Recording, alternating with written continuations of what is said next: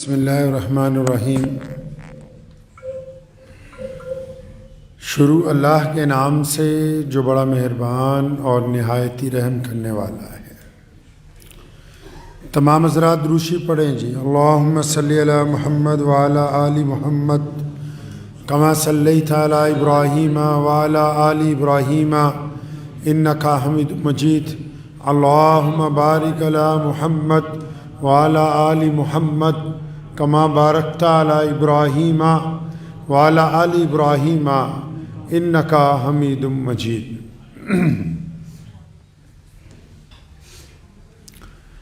डर के सोते ही नहीं रात को मिर्ज़ा मुर्तद,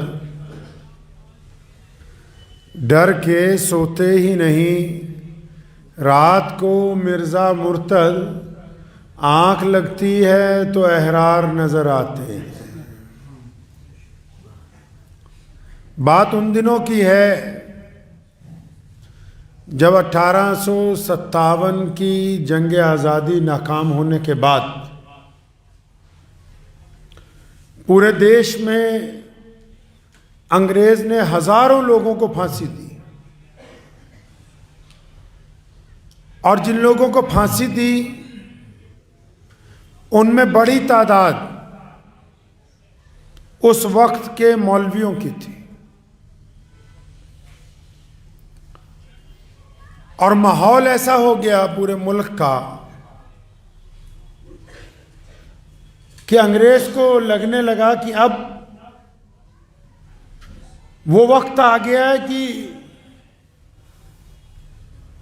जब तक दुनिया है तब तक अंग्रेजों का ही शासन रहेगा इस देश पे। 1857 के बाद कुछ वक्त गुजरता गया तो मलका बरतानिया ने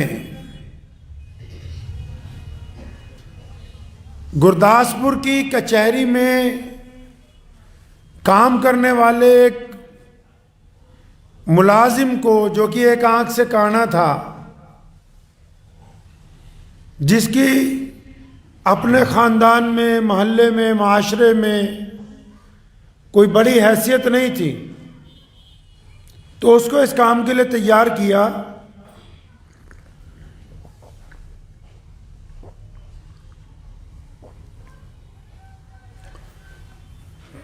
कि तुम मुसलमानों के सामने नऊज़ुबिल्लाह झूठी नबूवत का ऐलान करो। अच्छा, अंग्रेज इस बात को समझता था कि भारत की जंग आज़ादी में जो हिंदू, सिख, मुसलमान और दलित ये आपस में एक दूसरे के साथ कंधे से कंधा मिला के जो अंग्रेज के खिलाफ लड़ रहे हैं, तो इनमें जो जज्बा नजर आता है मुसलमानों का, इसको किसी तरह पीछे किया जाए। उस काम के लिए अंग्रेज ने, जिस तरह आजकल बहुत सारे लीडर धर्म की राजनीति खेलते हैं, अंग्रेज ने भी कई बार उस वक्त में देश में धार्मिक दंगे करवाए। लेकिन उस दौर में लोग समझदार थे, गुर्बत जरूर थी, प्यार ज्यादा था। बड़ी बड़ी इमारतें तो नहीं थी, लेकिन आपस में एक दूसरे को लोग समझते थे। व्हाट्सएप और फेसबुक तो नहीं था, लेकिन गलत बात करने वाले को लोग टोकते जरूर थे। तो अंग्रेज ने जब मुसलमानों की तारीख पढ़ी, ताकि जब भी कोई हुकूमत काम करती है तो पहले तारीख का मुताला करती, जब तारीख पढ़ी तो उन्होंने ये पढ़ा कि बदर से लेके खैबर तक, और फिर खैबर से लेके कैसरो किसरा तक, फिर कैसरो किसरा से लेके उंदुलुस तक, फिर उंदुलुस से लेके फ्रांस की सरहदों तक, फिर बैतुल मुकद्दस, फलस्तीन को जहां समुंदर जाकर टकराता है उसकी सरहदों तक उन्होंने तारीख पढ़ी। तो पता ये लगा कि पिछले 1400 साल में जब भी ताकत के साथ, जब भी कुव्वत के साथ, जब भी फौजी ताकत के साथ इस्लाम को, मुसलमानों को गिराने की कोशिश की है, तो 1450 साल की तारीख ये कहती है कि कोई भी फौजी ताकत इस कौम के ऊपर आज तक हुक्मरान नहीं बन सकी, क्योंकि ये अपनी ताकत से नहीं लड़ते, ये अल्लाह के भरोसे के साथ मैदान के अंदर। नारे तकबीर, नारे तकबीर, नारे नबूवत, नारे नबूवत, नारे तकबीर। अच्छा, जब अंग्रेज को ये पता लग गया, समझ आ गई बात कि भी लड़ने से कुछ नहीं होगा, लड़ने से तो ये तहरीक रुक नहीं सकती, लड़ने से ये देश के लिए कुर्बानियां देनी बंद नहीं करेंगे, लड़ने से ये भगत सिंह की हिमायत से पीछे नहीं हटेंगे, अगर हम सिर्फ इनको मारते रहेंगे तब भी ये सुभाष चंद्र बोस का साथ नहीं छोड़ेंगे, अगर हम इनको अंदर जेलों में देते रहे तब भी ये गांधी के साथ खड़े हुए नजर आते रहेंगे, अगर हम इनको अंदर गिरफ्तार करते रहे तब भी ये सतगुरु प्रताप सिंह के साथ कभी ना कभी मैदान में निकल के हमारे सामने आते रहेंगे। तो फिर मुसलमानों के लिए एक अलग से अंग्रेज ने साजिश तैयार की, उस साजिश का नाम जमात अहमदिया रखा, और उसका जो बानी था मरदूद मिर्जा कादियानी, उसको ये कहा कि तुम झूठी नबूवत का ऐलान कर दो।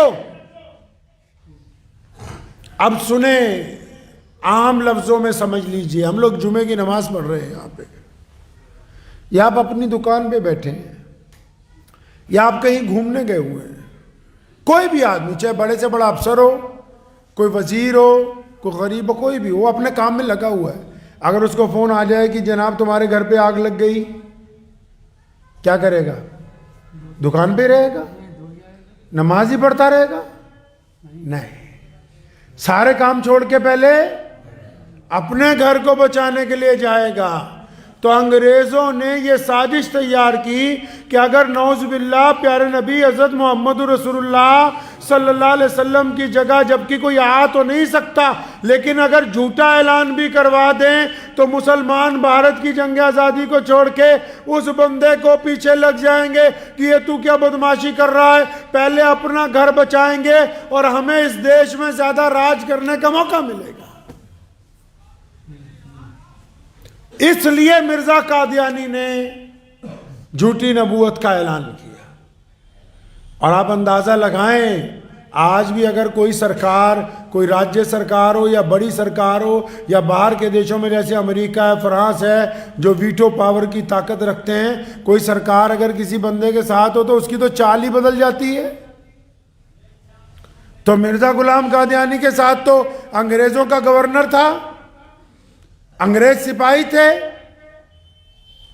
अंग्रेज के जितने स्टेट के गवर्नर थे उन सबको पता था कि ये मिर्जा कादियानी हमारा चेला है, हमारा बंदा है, इसको हमने मुसलमानों के खिलाफ लगाया है, ये जहां जाएगा इसकी हिफाजत भी करनी है, इसकी इशाअत भी करनी है। अब जब मिर्जा गुलाम कादियानी ने अपनी शरारतें शुरू की तो फिर अंग्रेजों ने उससे कहलवाना शुरू कर दिया कि जिहाद हराम है, कहलवाना शुरू कर दिया। और आज भी लोगों ने इसके मुतालिक बड़ी अफवाहें उड़ाई कि इस्लाम ने जिहाद के ऐलान किया। इस्लाम ने जिहाद का ऐलान उन मजलूम गरीब मुस्तहिक लोगों के लिए, उन आतंकवादियों के खिलाफ किया है, उन गैरों के खिलाफ किया जो दूसरों की बेटियों की इज्जतें लूटते थे। किसी निहत्थे को मारने का नाम इस्लाम ने जिहाद नहीं दिया। तो मिर्जा गुलाम कादियानी को अंग्रेज ने लगाया, इश्तिहार छापने शुरू किए मिर्जे की तरफ से कि अंग्रेज बहुत अच्छे हैं, अंग्रेजों की सरकार बहुत अच्छी है, अंग्रेजों की मलका बहुत अच्छी है। और क्योंकि जब किसी को सरकारी सरपरस्ती हासिल हो वो ये समझता होता है कि अब मेरे खिलाफ कोई बोलेगा नहीं। लेकिन मौलाना शाह मोहम्मद साहब लुधियानवी रहमतुल्लाह अलैह ने और उनके भाई मौलाना शाह अब्दुल्ला लुधियानवी रहमतुल्लाह अलैह और उनके भाई मौलाना शाह अब्दुल अजीज़ लुधियानवी, इन तीनों ने डंके की चोट पर ऐसे वक्त में ऐलान किया जब लोग अंग्रेज से थर थर कांप रहे थे, जब लोग अंग्रेज की नौकरियां कुर्बानियां ले रहे थे, जब लोग अंग्रेज से सर का लक़ब हासिल कर रहे थे, जब लोग अंग्रेज की अदालतों में जज और काजी की नौकरी तलाश कर रहे थे, उस दौर में जब अच्छे अच्छों के पैर हिल गए थे, तब इन्होंने ऐलान किया कि दुनिया जाए इधर से उधर हो जाए, मुहम्मदुर रसूलुल्लाह की जगह अगर कोई झूठा नबी लेके आओगे तो क़यामत तो आ सकती है, उसको नबी बर्दाश्त नहीं किया जाए। नारा तकबीर, नारा तकबीर, मैं नबूवत, मैं नबूवत, नारा तकबीर। अंग्रेज के खिलाफ ये जबरदस्त चोट थी, धचका लग गया अंग्रेजों को कि हमने तो समझा था कि हमारे इस तुरब के पत्ते के खिलाफ कोई बोलेगा नहीं, कोई टोकेगा नहीं। फिर अंग्रेज ने फितना शुरू किया हिंदुस्तान के लोगों में कि जो आज़ादी की लड़ाई लड़ भी रहे हैं ना, उनमें अपने मुखबर, अपने टोटी भेजे। ये मिर्जा गुलाम कादियानी भी अंग्रेज का टोटी था, अपने टोटी भेजे। हिंदू भाइयों को यह कहा कि मुसलमानों के साथ मिलकर आज़ादी में ना लड़ना, मुसलमानों को यह कहा हिंदुओं के साथ मिलकर ना लड़ना, सिखों को समझाया कि इनके खिलाफ आपस के अंदर ना लड़ना। जब इन सब को कहा तो फिर मौलाना शाह मोहम्मद लुधियानवी ने अंग्रेज की इस चाल को भी पहचाना, और उस दौर में जब पूरा मुल्क चुप था तो फिर दूसरा फतवा, पहला फतवा तो यह दिया कि मिर्जा कादियानी मुर्तद है। सुने मेरे लफ्जों को, आजकल कई डुप्लीकेट वारिस पैदा हो गए, अपने आप को कहते हैं कि मिर्जा कादियानी ये था, काफिर नहीं था। उलमा लुधियाना ने मिर्जा गुलाम कादियानी की तकफीर का फतवा जारी किया, मुर्तद होने का फतवा जारी किया। काफिर तो सिर्फ झूठ बोलने वाले को कहते हैं, और मुर्तद उसको कहते हैं जिसने बगावत की हो। और याद रखो, दुश्मन के साथ वक्त आने पर सुलह हो सकती है, और अगर कोई देश से गद्दारी कर दे, धर्म से गद्दारी कर दे, तो गद्दारों के साथ किसी कानून में सुलहनामा नहीं लिखा जाता है। नारे तकबीर,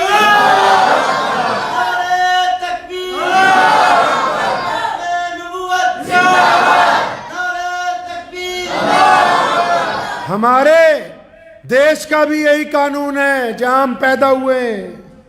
अगर कोई आदमी कोई चुनी हुई सरकार के खिलाफ बोले तो कोई बात नहीं, अखबार वाले भी खबर छाप देते हैं कि इसने फलां बयान दिया सरकार की नीतियों के खिलाफ। और अगर कोई देश के खिलाफ बोले, अगर कोई अपने ही देश की मिट्टी के खिलाफ बोलने की कोशिश करे, अपने ही देश के कानून को तोड़ने की कोशिश करे, हमारी पार्लियामेंट ये कहती है, हमारा दस्तूर ये कहता है, हमारा आईन ये कहता है कि आप किसी पार्टी की सरकार बनने पर नीतियों की मुखालफत तो कर सकते हो, लेकिन अपने मुल्क से गद्दारी नहीं कर सकते। मिर्जा गुलाम कादियानी और उसके चेले इस्लाम के मुखालिफ नहीं, इस्लाम के और हमारे देश के गद्दार हैं। इस लफ्ज को अपने दिल की तख्ती पर लिख के रखिएगा पहले। खैर, लेकिन मैं किस्सा सुना रहा था आपको, क्योंकि आज मजलिस अहरार को 94 साल हो गए, और माशाल्लाह बथेरी जमातें आई चली गई। अहरार के खून में आज भी वही गर्मी है, बथेरे लोग आए और चले गए, लेकिन पूरे मुल्क में नस्ल दर नस्ल हिंदो पाक में मजलिस अहरार के जो अरकान हैं वो आज भी ख़त्म नबूवत सल्लल्लाहु अलैहि वसल्लम पर किसी के साथ कोई समझौता बर्दाश्त नहीं करते। और इस हद तक हैं, इस हद तक हैं कि अगर कोई मुर्तद कादियानी के साथ सलाम दुआ रखता हो तो हम उससे भी सलाम दुआ नहीं रखना चाहते, क्योंकि जो मोहम्मद रसूलुल्लाह के दुश्मन के साथ बैठना कुछ बात नहीं समझता हो, इस्लाम कहता है कि वो भी इस्लाम से खारिज है, ऐसे इंसान के साथ भी ताल्लुक़ रखना जायज़ नहीं है। वक्त गुजरता गया, अंग्रेज इसको हवा देते रहे, हवा बना दिया कादियानियों का पूरे देश में। जब पूरे देश में हवा बनने लगा, मुसलमानों के ईमान पर खतरा डगमगाने लगा, तो फिर एक बुजुर्ग उठे, उनका नाम था हजरत मौलाना सैयद अल्लामा अनवर शाह कश्मीरी रहमतुल्लाह अलैह, उन्होंने इस तकलीफ को महसूस किया कि ये क्या हो रहा है। अंग्रेज मुसलमानों के खिलाफ इतनी बड़ी साजिश लेके आ रहा है। उनके शागिर्द थे जो लोग उनके पास पढ़ते थे दारुल देवबंद में। अल्लामा ने फिर अपने शागिर्दों को तैयार किया, शागिर्दों को परखा तो एक शागिर्द पर नजर पड़ गई। कौन सा शागिर्द?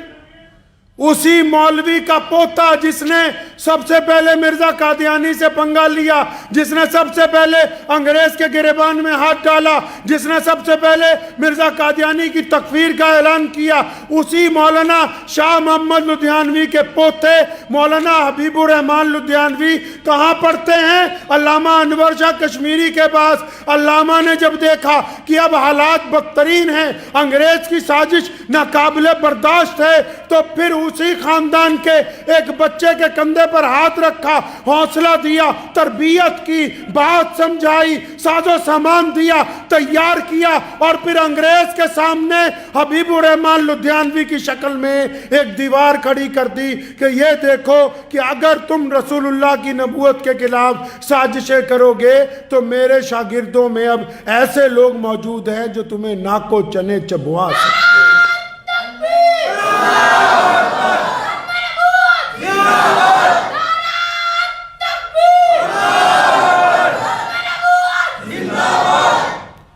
अल्लामा अनवर शाह कश्मीरी रहमतुल्लाह अलैह बस यहीं पर नहीं रुके। अल्लामा ने उस वक्त के तमाम अकाबिर उलमा को चिट्ठी लिखी और यहां तक फरमाया कि अगर हम खत्मे नबूवत सल्लल्लाहु अलैहि वसल्लम की हिफाजत नहीं कर सके, अगर हम ताजे नबूवत की हिफाजत नहीं कर सके, तो खुदा की कसम गली का कुत्ता हमसे बेहतर है। फरमाया जब ये बात हुई, पूरे मुल्क में जब चर्चा हुआ, फिर जब अल्लाह मदद पे आते हैं, अल्लामा अनवर शाह कश्मीरी के हम पल्ला, उनके बराबर के एक और बुजुर्ग उठे उसी सरजमीन के साथ। उनका नाम है हजरत अक़दस मौलाना शाह अब्दुल कादिर रायपुरी रहमतुल्लाह अलैह। सहारनपुर में, रायपुर में वो खानका आज भी मौजूद है। अब देखो, पहले एक वली अल्लाह साथ था, अब दो हो गए। एक और एक दो नहीं होते, एक और एक 11 होते हैं। और फिर जब वो भी उठे तो फिर चुनना शुरू किया कि ऐसे लोगों को लाओ जो रसूलुल्लाह के लिए जुनून की हद तक प्यार करते हो। तो फिर अल्लामा की निगाह पड़ी सैयद अताउल्लाह शाह बुखारी पर, जो सैयद थे, मुल्तान में रहते थे। मुल्तान में हजरत का इंतकाल हुआ, पटना में पैदा हुए। फिर मौलाना अबुल कलाम आज़ाद आ गए, उन्होंने कहा एक जमात होनी चाहिए। उन्होंने कहा हाँ, बाकायदा एक ऐसी जमात तैयार करो जो मुसलमानों की तरफ से अंग्रेज के टोटियों को बेनकाब करेगी, जो आज़ादी के लिए लड़ने वालों के खिलाफ मुखबरियां करने वालों को बेनकाब करेगी। एक ऐसी जमात होनी चाहिए जो ये बता सके लोगों को कि तुम्हारा दोस्त कौन है, दुश्मन कौन है। एक ऐसी जमात हो जो इस बात के लिए लोगों में बेदारी ला सके कि कौन रसूलुल्लाह का आशिक है, कौन मुनाफिक है, जो गैर मुस्लिमों को भी ये बता सके कि देश का मतवाला कौन है और बेईमान कौन है। तो फिर 29 दिसंबर आज के दिन लाहौर के हबीब हाल के अंदर मजलिस एहरार इस्लाम के नाम की एक जमात बनाई गई जो आज तक अल्हम्दुलिल्लाह मौजूद है, जिसके बानी रईसुल एहरार हज़रत मौलाना हबीबुर रहमान लुधियानवी अव्वल रहमतुल्लाह अलैह, अमीर शरीयत सैयद अताउल्लाह शाह बुखारी रहमतुल्लाह अलैह, चौधरी अफजुल हक साहब मरहूम रहमतुल्लाह अलैह, मास्टर ताजुद्दीन साहब अंसारी लुधियानवी रहमतुल्लाह अलैह, शेख हसामुद्दीन साहब रहमतुल्लाह अलैह, मौलाना मज़हर अली अज़हर और ये वो जमात बनाई जिसमें शिया, सुन्नी, बरेलवी, देवबंदी, अंसारी, पठान सारे ही एक जगह आ गए। मकसद क्या था कि अंग्रेज ने जो साजिश रची है भारत के खिलाफ, लेकिन उसको लिबास पहनाया इस्लाम का, उस साजिश को बेनकाब किया जाना चाहिए। और फिर ये जो मजलिस एहरार वाले हैं ना, यहीं पर नहीं रुके। अंग्रेज वायसराय ने एक कमेटी बना दी, उसका नाम रखा कश्मीर कमेटी। अल्लामा इकबाल को उसका मेंबर बना दिया।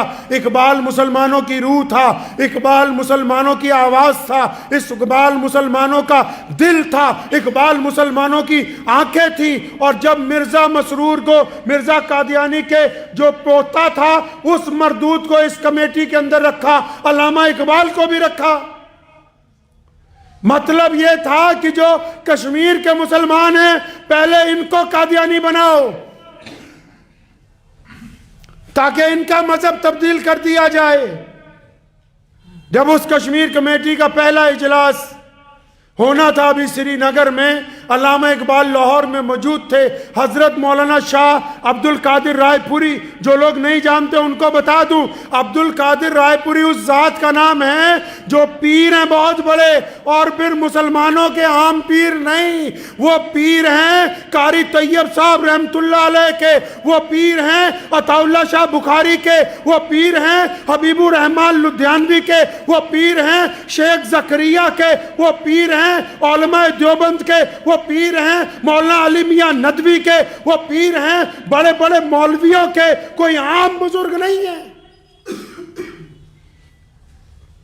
हजरत वहां तशरीफ रखते थे लाहौर में।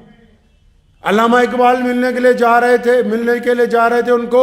उनके कमरे में से मौलाना हबीबुर रहमान लुधियानवी रईसुल अहरार निकल रहे थे। इकबाल को देखा, इकबाल भी रईसुल अहरार को जानता था, मोहब्बत करता था। मौलाना सलाम, वालेकुम सलाम। इकबाल का जी मौलाना। वो फरमाया पीर अब्दुल कादिर रायपुरी तो तुझसे नाराज है। फरमाया हजरत क्या बात है? हाँ, तूने कादियानियों की कमेटी की मेंबरशिप नहीं ले ली? उसी वक्त अल्लामा इकबाल वापस चले गए। अंदर जाके बाकी मौलवियों ने शोर मचा दिया। हजरत रायपुरी रहमतुल्लाह अलैह को कहा कि वो जो आपका चहेता है ना, जो आपका सबसे करीबी चहेता है, जिसको आप हमेशा सर पर रखते हो, जिसकी जमात का डंका बजाते हो 24 घंटे, उसने अल्लामा इकबाल को नाराज कर दिया। क्या हुआ? फरमाया हजरत हो तो अल्लामा आपसे मिलने आ रहे थे। मौलाना हबीबुर रहमान लुधियानवी ने रास्ते में कह दिया कि कश्मीर कमेटी के मेंबर बन गए, कादियानियों की कमेटी के, हजरत तुझसे नाराज हैं। हजरत ने फरमाया सही कहा है। और उधर क्या हुआ? अल्लामा इकबाल अपने घर पहुंचे, कश्मीर कमेटी से इस्तीफा लिखा, अखबारों को जारी किया प्रेस नोट, और वो छप गया।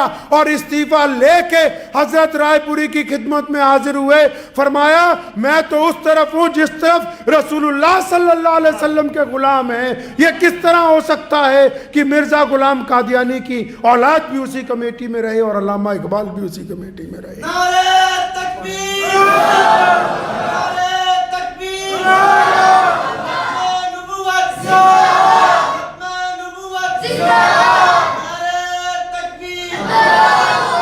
फिर मिर्जा गुलाम कादियानी के चेलों ने श्रीनगर में ये नौजुबिल्ला शोर मचाया कि यहां ईसा अलैहिस्सलाम का मजार है, पढ़िए। और फिर वहां जब इजलास बुलाया तो ये मजलिस एहरार मौलाना हबीबुर रहमान लुधियानवी ने, अमीर शरीयत सैयद अताउल्लाह शाह बुखारी ने और मास्टर ताजुद्दीन अंसारी रहमतुल्लाह अलैह ने 1.5 लाख मजलिस एहरार के कारकुन पैदा किए जो लाल रंग के कपड़े पहनते थे।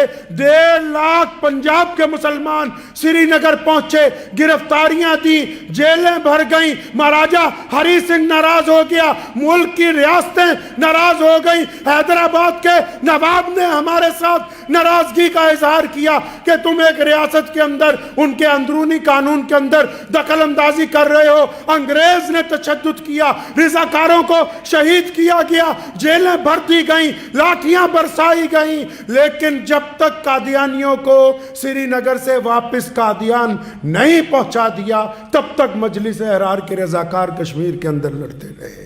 नारे तकबीर, नारे तकबीर, नबूवत। ये किस्सा है जाना बीच में इसलिए सुना दिया कि कश्मीर के मुसलमानों को भी याद रहे, वहां भी अभी भी कादियानी है कहीं कहीं, कि एक वक्त था कि अंग्रेज ने पूरी साजिश तैयार की थी कि पूरी की पूरी आबादी को कादियानी बनाया जाएगा। और फिर जब ये देखा मौलाना हबीबुर रहमान लुधियानवी ने कि फितना रुकता ही नहीं है, अब जब कोई बंदा बीमार हो, बीमारी ठीक ही नहीं होती, तो करना क्या है? डॉक्टर बोलता है टेस्ट करो, इसका इलाज तब होगा जब पता लगे बीमारी जिस्म से आ कहां से रही है, और गुर्दे खराब है, दिल खराब है, फेफड़ा खराब है, पित्ते में पंगा पड़ गया। तो फिर मजलिस एहरार इस्लाम के बुजुर्गों ने इसकी स्कैनिंग की तो पता लगा कि सारे झगड़े की जड़ कादियान से शुरू होती है, वहां पर लोगों को जाके बरगलाते हैं। तो फिर सन 1929 में जो मजलिस एहरार बनी थी, उन्होंने ऐलान किया कि कादियान के अंदर जाकर खत्म नबूवत की मस्जिद बनाएंगे, वहां जाके खत्म नबूवत का मरकज कायम करेंगे, वहां के मुसलमानों को बेदार करेंगे। तब फिर पूरे देश में से एहरार के कायदीन आखिर कादियान पहुंचे, वहां खत्म नबूवत का मरकज कायम किया, और फिर पूरी दुनिया के मुसलमानों को ये बता दिया गया कि ये जो झूठे कपड़े पहन के मिर्जा कादियानी का नाम लेते हैं, इनका इस्लाम के साथ कोई लेना देना नहीं है।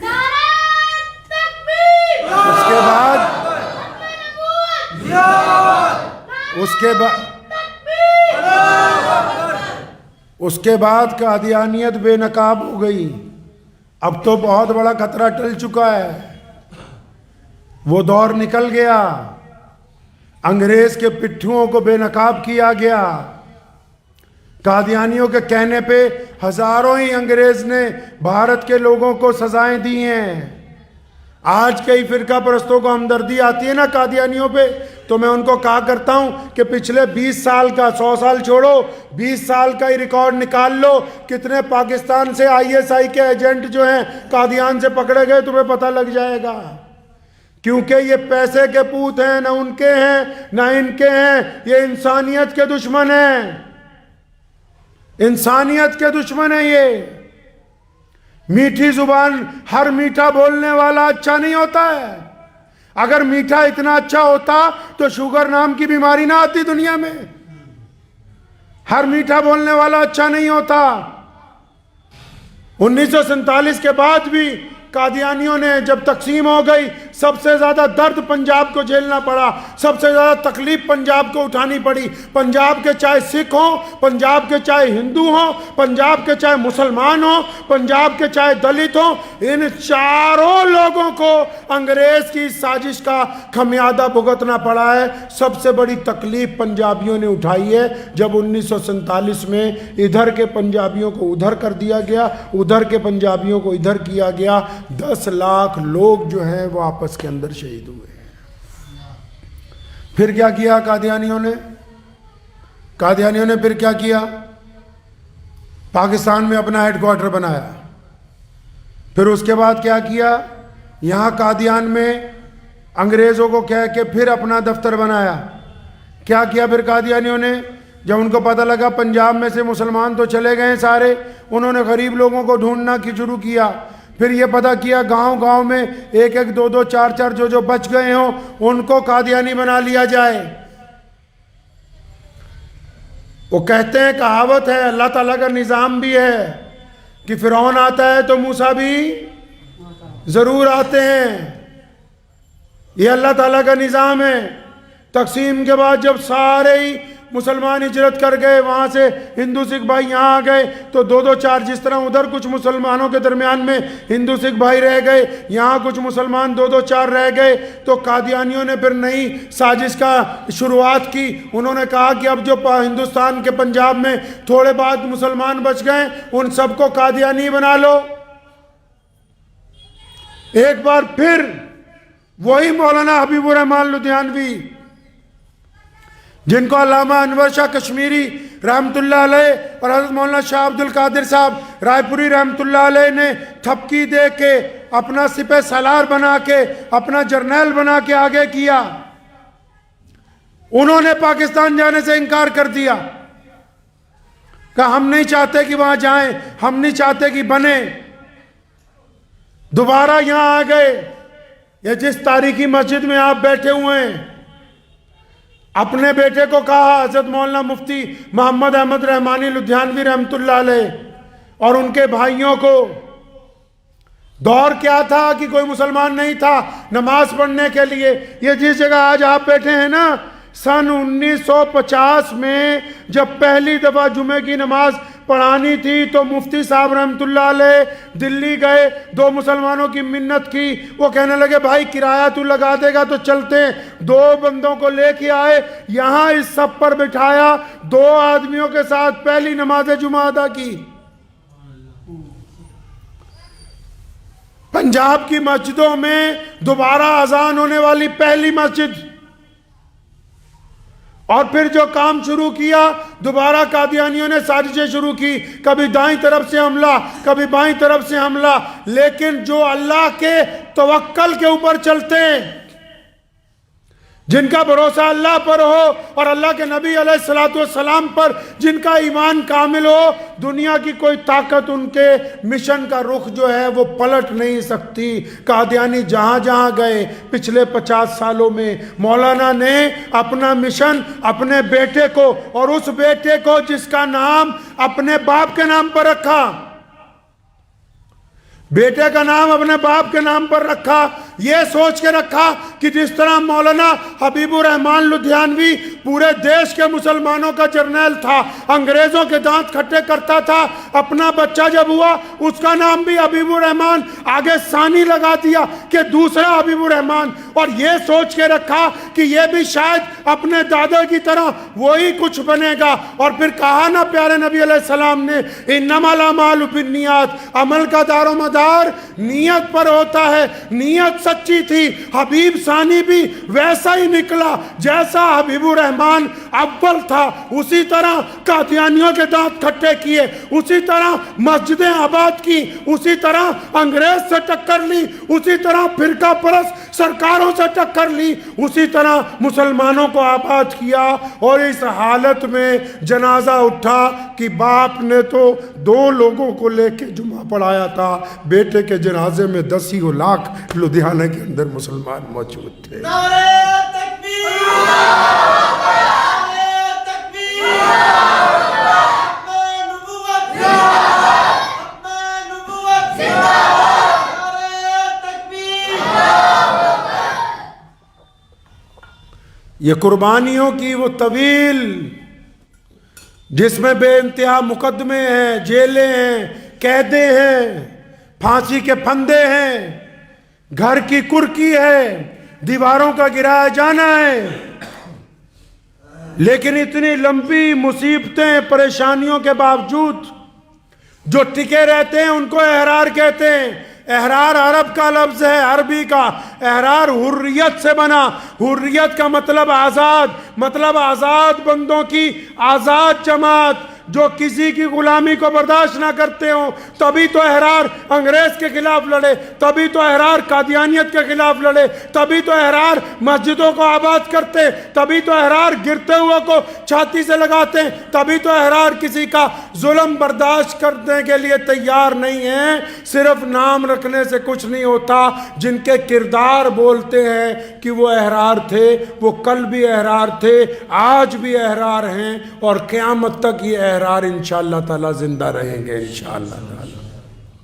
क्योंकि एहरार जिस्म का नाम नहीं है, एहरार एक सोच का नाम है, एक मिशन का नाम है, एक इरादे का नाम है। तो मजलिस एहरार के आज 94 साल हो गए, और जितने लोग लुधियाना में रहते हैं मुसलमान, ये तो फितरतन ये एहरारी हैं।